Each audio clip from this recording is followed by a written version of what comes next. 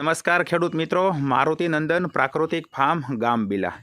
મિત્રો, આજે અમે ફેરોમેન ટ્રેપ લગાવી રહ્યા છીએ બાગાયતમાં, જેનાથી જે નર માદાઓ આવે છે એ બધાય આ લ્યુરથી આકર્ષાય અને આ લ્યુરની સુવાસથી ડાયરેક્ટ એ કોથળીની માલપા આવી જાય અને એનો જે વિકાસ છે એ અટકી જાય. આપણે જાણશું રમેશભાઈ પાસેથી કે આપ અત્યારે શું કરી રહ્યા છો.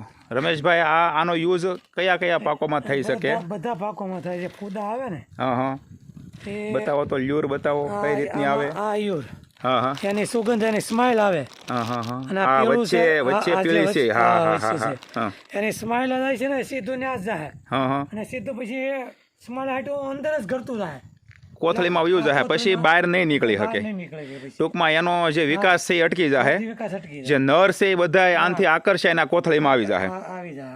પછી આ શેના માટે છે? આ જે થ્રીપ આવે ને આપણે, હા હા, અત્યારે મરસી છે, હા, મરસીમાં બહુ થ્રીપ છે.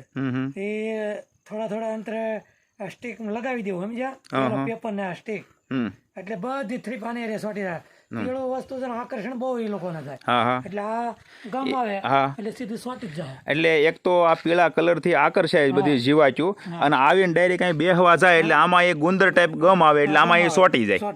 હા હા, એટલે એની વૃદ્ધિ વિકાસ છે એ અટકી જાય અને આનાથી કંટ્રોલ થઈ જાય થ્રીપનો. ટૂંકમાં ઘણો કંટ્રોલ. કારણ કે પીળી વસ્તુ ફાળે એટલે સીધો એ મરી જાય. આપણે લેમ્પ કેમ બળતો હોય રાજ્ય, ઓલો લાલ લેમ્પ આવતા ખબર? હા હા હા, આકર્ષે છે કચ્ચા જીવડે, આની જેવું છે આ.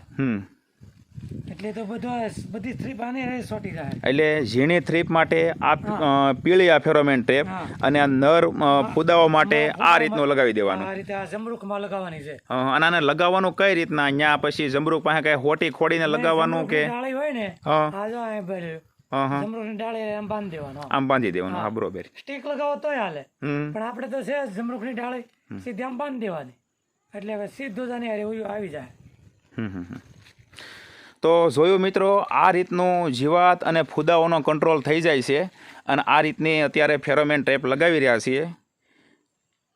આભાર. અસ્તુ.